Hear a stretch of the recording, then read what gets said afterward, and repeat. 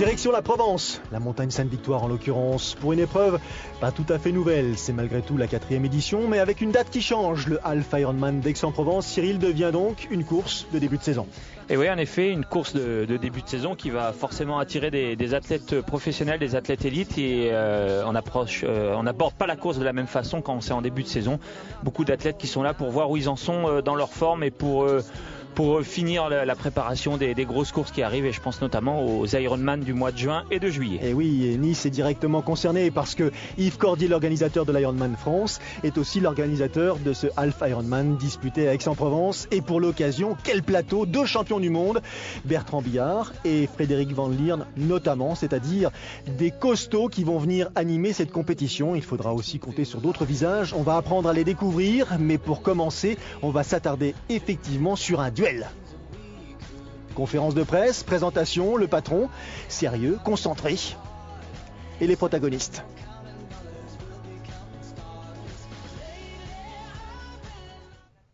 C'est vrai que c'est une course assez attendue. On a la chance d'avoir Fred Van Lierde avec nous pour cette compétition. Ça va être un vrai challenge, comme tu dis, pour essayer de le battre, tout simplement. Je pense qu'il est battable sur la distance, donc voilà, c'est pas un Ironman, on est sur demi-Ironman. Et là, on est plus sur mon terrain presque que sur le sien. Moi, je suis champion du monde, Bertrand Billard, il est champion du monde sur le Half ITU. Donc, je pense que ça va être une course très serrée. Et ouais, j'espère la tension jusqu'à la fin. Je suis déjà dans un bon état de forme. C'est une course préparatoire pour l'Ironman de Nice, mais sur laquelle j'ai quand même envie de bien figurer et déjà de voir quelle forme j'ai. Ouais. Elle avait remporté l'édition 2013, c'est la tenante du titre, la Britannique Suzy Agnett, sera ici pour cette nouvelle édition pour défendre son titre. Ah oui, c'est pour moi une course qui a une vraie valeur parce que c'est en quelque sorte celle qui m'a donné l'opportunité d'être mieux connu, de véritablement pouvoir enfin accrocher une performance à mon palmarès. Elle aura notamment comme adversaire, Suzy Agnett, des athlètes confirmés, et la première d'entre elles, Tine Deckers, la Belge qui court beaucoup, qui a remporté 2 fois l'Ironman France, on s'en souvient, et qui la semaine précédente a couru le challenge Rimini où elle a pris une 2e place, et elle nous dit donc qu'elle ne sait pas encore sur quelle valeur elle pourra compter et sera-t-elle remise. Gina Crawford, néo-zélandaise, elle est en France et en Europe pour quelques semaines. Objectif, l'Ironman de Francfort. Elle va donc participer à Aix dans le cadre, elle aussi, d'une préparation. Déjà prête et à fond motivée, c'est surtout ça l'important là. J'ai déjà fait 2 courses en début de saison et donc là, j'y vais vraiment motivée à 200%. Joli plateau pour ce qui concerne les professionnels, beau plateau pour ce qui concerne les compétiteurs amateurs, les groupes d'âge, près de 1700 concurrents. Ouais, presque 1700 concurrents en effet, donc c'est vrai que la date est vraiment bien placée en ce début de saison. Ce qui va faire qu'il va y avoir beaucoup de départs, puisque c'est 5 vagues de départ qui vont élancer ces 1600 participants. Quelques visages connus, Arnaud Clément et Richard Dacoury. Concentrés dans leur coin, chacun fait sa course. On fait sa course. Moi je suis pas un inconnu, donc je fais rien du tout. Mais c'est sympa quand même. Au top. Bah écoute, Léo. Le principal c'est d'être à l'heure à l'arrivée, quoi. Prendre du plaisir sur le parcours vélo et de retrouver tous nos amis à l'arrivée. L'impression ? Je connais pas moi. Ouais. Cold, freezing, bouh. Atmosphère plutôt sympa, décontractée. La preuve. Coup de main entre champions du monde. Pour l'instant, on a le sourire. Dans quelques minutes, ce sera un petit peu différent, même si encore une fois, ce n'est pas l'objectif majeur pour ce gars-là. Ouais, c'est pas l'objectif majeur. Même on l'a vu chez ces amateurs qui ont un objectif qui est complètement différent. C'est une course une distance qui est quand même abordable, qui est accessible à beaucoup, surtout pour des athlètes qui sont globalement bien entraînés pour ce genre de distance. On est sur la distance Half Ironman. Au départ d'un Ironman, même si on s'est bien entraîné, même si on a l'habitude, la pression n'est pas la même. On a un petit peu la trouille, là c'est pas tout à fait la même chose. Une distance à conseiller en quelque sorte pour ceux qui voudraient s'initier à ces versions un tout petit peu plus longues. Ouais, parce que c'est une distance qui offre une course, on va dire, entre 4h, 4h30 pour les premiers, jusqu'à 8h pour les amateurs, les moins bons. Mais voilà, c'est des distances abordables. Il y a 1 km 9 de natation, pardon.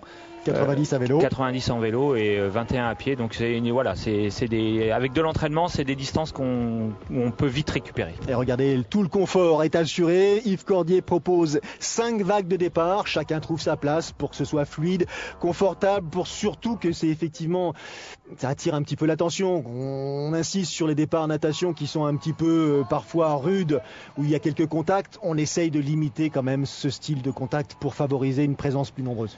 Ouais, c'est sûr que voilà, ça dépend de la ligne de départ qu'on a, mais si c'est assez étroit, c'est vrai que c'est préférable pour certains que il y ait des vagues de départ. Ça évite de prendre beaucoup de coups. Alors certes, les athlètes professionnels, eux, ils connaissent pas trop ça, mais derrière, quand il y a 1600, 1700 athlètes qui partent en même temps, on l'a déjà vu sur des courses Ironman, si le départ n'est pas assez large, ça pose quelques problèmes. Le lac de Pérol, donc, le premier rendez-vous de ces triathlètes, avec devant pour l'instant Georgi Korov, le russe, Manuel Kang, le suisse, qu'on croise régulièrement chez vous du côté de l'Alpe d'Huez, qui sera sans doute là à nouveau cet été. Jérémy Jurkiewicz, on l'a aperçu tout à l'heure en interview, qui participe à cette épreuve lui aussi pour justement peaufiner sa préparation dans la perspective de sa présence à Nice. Fred Van Lierde est là. Anthony Pagné, à noter la présence d'Anthony Pagné, coureur cycliste émérite, connu pour sa puissance, qui parfois manque un tout petit peu de réserve ou de jus à pied.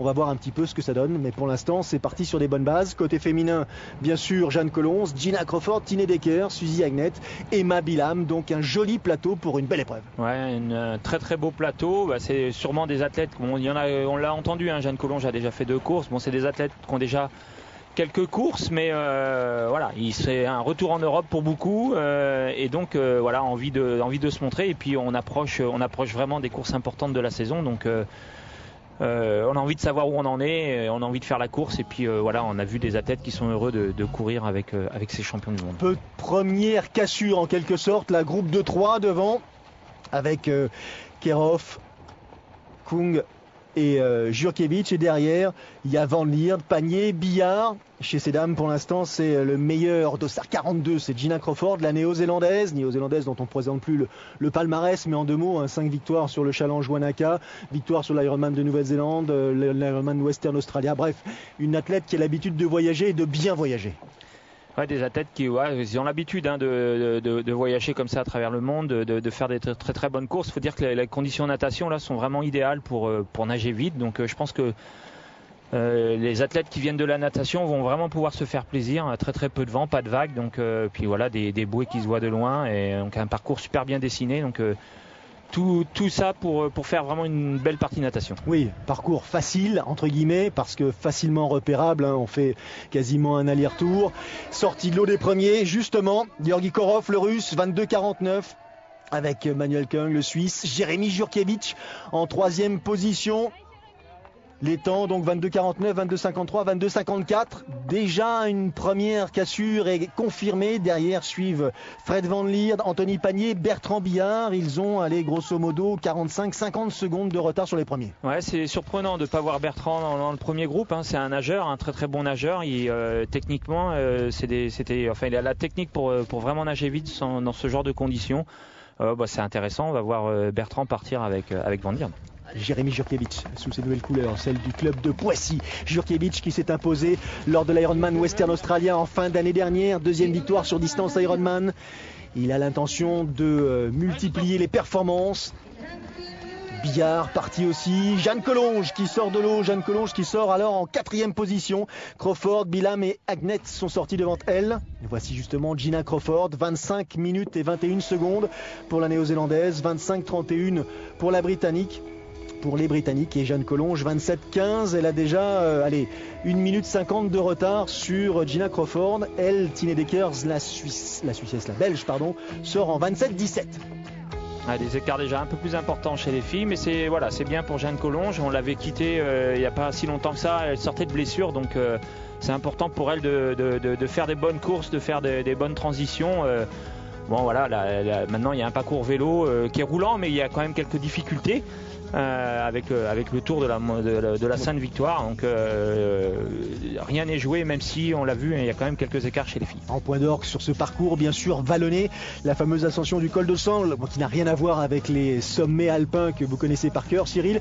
Belle bosse en fin de parcours qui risque effectivement de créer un petit peu des prises de risque ou des initiatives, voire causer quelques sanctions. Pour l'instant, Jurkiewicz, là en gros plan devant vos yeux, il attaque la première difficulté, c'est à hauteur de Saint-Paul-les-Durance, l'ascension, la première en direction de Gina Servi. Il essaie de creuser l'écart, il sait qu'il a tout intérêt à faire l'effort dès maintenant. Ah, il a réussi à faire déjà un premier écart en natation, donc il a tout intérêt à essayer de mettre un peu le doute dans la tête de ses adversaires, et pourquoi pas en prendre quelques longueurs d'avance. Ça lui serait vraiment très très favorable, surtout si Luc Van Lierde arrive à maintenir un écart. Frédéric, excusez-moi. Ce ne sera pas la dernière fois, je pense. Frédéric Van Lierde, très très bon coureur, maintient un écart en dessous des 2 minutes. Alors derrière, les 3 poursuivants, Panier, Van Lierde, Billard, tous pour l'instant dans le même groupe, le même périmètre. Allez, virage à droite pour le trio, et toujours pour l'instant en tête Jérémy Jurkiewicz, qui essaye encore une fois de conserver au minimum cet avantage de 45-50 secondes qu'il avait à la sortie de l'eau sur ses poursuivants immédiats. Et derrière, le fait des 3, c'est quand même un avantage, c'est quand même plus facile. C'est un avantage, c'est-à-dire que voilà, quand il y a tout le temps quelqu'un qui est là pour relancer l'allure, même si on l'a vu, c'est des athlètes qui respectent les règles, c'est-à-dire qu'il est à 7 mètres en longueur, 3 mètres sur les côtés. Mais bon, quand il y a quelqu'un qui est un peu moins bien, il y en a toujours un qui est là pour relancer. Maintenant, faire la course en tête aussi, c'est extrêmement motivant. Mais c'est une belle bagarre. Et elle va se poursuivre, cette bagarre. Jurkiewicz, position inchangée. Bertrand Billard qui commence à avoir des fourmis dans les jambes, semble-t-il, qui a pris la tête de ce trio. Grand gabarit, 1m93, très puissant à vélo. Et là, ça commence peut-être à s'animer en tête de ce petit groupe. Anthony Panier, derrière Billard, qui essaye de rester entre guillemets dans la roue. Van Lierde, lui, un tout petit peu plus loin. Fred Van Lierde, qui depuis le début de la saison est abonné aux places de 4e à Abu Dhabi, à Cannes sur longue distance. Donc là, dans la perspective d'une participation à Francfort, la place compte peu, à vrai dire. Ce qui compte, c'est de pouvoir vérifier que sa préparation est bonne. Ouais, c'est sûr qu'il a dû modifier un peu sa préparation, parce que même si on souhaite refaire la même chose, quand on gagne à Hawaï, on est quand même sollicité. Surtout lui en Belgique, je pense qu'il a été très très sollicité. Et après, les partenaires, il y a toujours des séances photos, des vidéos à faire. Donc il a dû forcément modifier un peu sa préparation. Il est un peu en retrait maintenant. Il fait pas Nice cette année. Il va à Francfort, et je pense que son objectif, son premier gros objectif, c'est Francfort. Et il est en train justement de continuer à courir comme ça pour fignoler sa préparation. L'ascension du col du Sangles, ça y est, nous y sommes. Ils y sont, surtout à hauteur du kilomètre, 60, 65. Et puis après, ça devient un tout petit peu plus difficile, ça commence à devenir un peu plus pentu. Les réelles difficultés commencent à côté à hauteur du kilomètre 72. Et là, Billard, il se donne du mal. Il a quitté le groupe auquel il appartenait depuis le début du parcours cycliste. Et il s'attaque à l'écart qui le sépare de Jérémy Jurkiewicz. Ouais, il avait fait un peu la même chose l'an dernier quand il avait été champion du monde à Belfort, où il avait attaqué dans la difficulté. Et il avait lâché ses adversaires, et derrière beaucoup pensaient qu'il allait peut-être craquer, et il avait tenu, et il avait été chercher ce titre, et là il est en train de refaire un peu la même chose, à peu près la même saison. Donc comme quoi le mois de mai, le mois de juin, c'est une bonne saison pour Bertrand. Billard, Jurkiewicz qui arrivent ensemble à hauteur de l'aire de transition. Billard qui est plus rapide pour attaquer le parcours pédestre que Jérémy Jurkiewicz. Il s'échappe avec 25 secondes d'avance sur le Pissiaquet. Derrière arrive Van Lierde et Anthony Panier. Petit écart de 1 minute et 10 secondes là pour Van Lierde sur la tête de course. Mais attention à l'homme que vous avez croisé là en bleu, l'Espagnol Albert Moreno Molins, qui a pour habitude de terminer de manière fortissime. Coureur à pied très dangereux. Ouais, très très dangereux. Ça fait déjà maintenant 2 ans qu'on le voit comme ça auprès de Marcel Zamora, mais il commence à prendre le dessus. On l'avait vu sur le triathlon du Verdon l'an dernier. Très très belle victoire. Et c'est vrai, un excellent coureur à pied, il faut vraiment s'en méfier. Il compte au moment d'attaquer ce semi-marathon. 5 minutes 30 de retard sur Billard, mais il compte que 4 minutes et des poussières sur Van Lierde, donc c'est le podium qui va viser. La course féminine. Dossard numéro 41, Suzy Agnès, en l'occurrence la tenante du titre. Elle s'était imposée donc en 2013. Tine Deckers, grand gabarit, longiligne, très puissante à vélo, double vainqueur de l'Ironman France. Tine Deckers qui courait la semaine précédente cette épreuve à Aix. Elle courait à Rimini où elle a pris une deuxième position. C'est peut-être un avantage, c'est peut-être aussi une difficulté. Ouais, c'est sûrement une difficulté, mais elle est en pleine période de préparation. Elle accumule les courses, les entraînements. Donc voilà, c'est sûrement pas un objectif pour elle cette course, mais c'est important pour elle de courir, de voir où elle en est. Même objectif que Frédéric. Il me semble que c'est l'Ironman de Francfort. Donc voilà, il faut accumuler les heures d'entraînement, les courses pour voir où on en est. Et puis après fignoler après chaque course pour modifier pourquoi pas ces séances d'entraînement. Dossard 42, elle remplit les bidons. Gina Crawford, néo-zélandaise. On ne verra sans doute pas la néo-zélandaise commettre des erreurs grossières à hauteur des ravitaillements. Trop d'expérience, trop de performance à son actif pour ne pas faire le nécessaire. On a remarqué Jeanne Collonges, mais pour l'instant c'est toujours Gina Crawford qui a l'avantage sur ce parcours à hauteur. Allez, elles ont fait la moitié de ce parcours vélo. Position de recherche de vitesse assez puissante, hein, Gina Crawford. Suzy Agnès un tout petit peu en retard, mais derrière, attention au retour de la Belge Tine Deckers et attention aussi au parcours cycliste de Jeanne Collonges parce que Jeanne à vélo est dangereuse et que dire de ses performances à pied. Ouais, elle est capable de faire une belle transition, de trouver tout de suite son rythme à pied. Elle est capable, pourquoi pas, de rivaliser avec ses athlètes et pourquoi pas de revenir. Elle peut viser quelque chose de très très bien. Alors Jeanne, elle était un peu dans le doute parce qu'on l'a dit, elle s'est blessée au cours du mois de janvier. Elle a mis du temps à guérir cette blessure, mais voilà, peut-être que finalement c'était un mal pour un bien.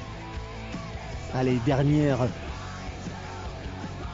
séance de respiration avant d'attaquer. La difficulté, le col de sangle en l'occurrence, et Gina Crawford voit tout simplement Tine Deckers, la Belge, revenir de manière évidente sur elle, et la Belge Tine Deckers qui va finir par prendre l'avantage justement à hauteur des premiers lacets de l'ascension de ce fameux col. Avantage Tine Deckers qui dépasse Gina Crawford. Ouais, ça se joue en fin de parcours vélo, un peu comme chez les garçons. Hein. Tout le monde avait noté cette difficulté sur le parcours et en plus on commence à avoir quand même quelques kilomètres. Hein. C'est des athlètes qui sont en préparation, on l'a dit, hein, pour une distance Ironman, mais voilà, il faut aller vite sur la distance de 90 km et on a vu les spécialistes, notamment chez les garçons, faire la différence, et je pense notamment à Bertrand Billard. Petit coup d'œil de la part de la Belge Tine Deckers sur le lacet inférieur pour vérifier l'écart qui la sépare de Gina Crawford, la néo-zélandaise. La montagne Sainte-Victoire comme décor absolument magnifique. Ce parcours cycliste, cette épreuve vraiment très très jolie. Mais pour l'instant, Tine Deckers, elle, se concentre sur son effort et essaye au maximum d'accentuer donc l'avantage qui pour l'instant semble la séparer de sa principale rivale, Gina Crawford. On reste en position de recherche de vitesse. Tine Deckers, parcours vélo réalisé en 2h31:10, temps total après la natation 3h01:30. À cet instant précis de la course, elle compte 3 minutes d'avance sur Gina Crawford. Autant dire que la fin du parcours cycliste a été tonitruante. Ouais, elle a vraiment fait la différence dans les derniers kilomètres, là où c'était le plus dur sur ce parcours vélo. Maintenant, j'espère qu'elle en a pas un peu trop fait. Elle a couru la semaine d'avant et il va falloir maintenant tenir les 21 km, hein, quand même un rythme assez élevé. On voit Jeanne Collonges là qui part vraiment sur un bon rythme. 4 minutes de retard pour Jeanne Collonges, un tout petit peu plus sur Tine Deckers. Suzy Agnès est là, Tamsin Lewis aussi, des athlètes qui ont l'habitude de participer à cette épreuve, qui ont des podiums et pas mal de podiums à leur actif.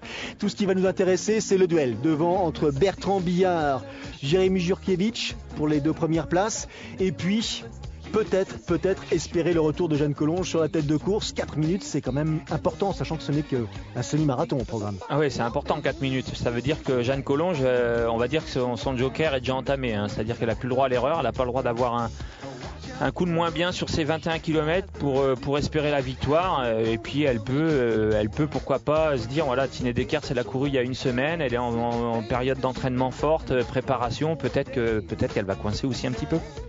Il arrive dans le parc de la Torse. Petite boucle tracée dans ce milieu privilégié ici. Un parcours pédestre Lui aussi très sympa dans cette ville d'Aix. On passe dans la vieille ville au milieu des commerçants, des restaurateurs. On va faire un petit tour dans la fraîcheur du parc de la Torse, même si là la température à cette période de l'année, c'est-à-dire mi-mai, est encore supportable. Il n'empêche que effectivement en fin de parcours, il est bon de s'hydrater, de se rafraîchir un peu, à l'image d'un Frédéric Van Lierde qui lutte. 4 boucles de un peu plus de 5 km donc, et pour l'instant, avantage Bertrand Billard, et derrière Jurkiewicz serre les dents. Comme d'habitude. Jérémy serre les dents, mais Bertrand il a joué un peu de son expérience. C'est un athlète qui a fait quand même beaucoup de courtes distances avant de passer sur le long, et il l'a dit au tout départ de la course, il est vraiment sur sa distance préférée.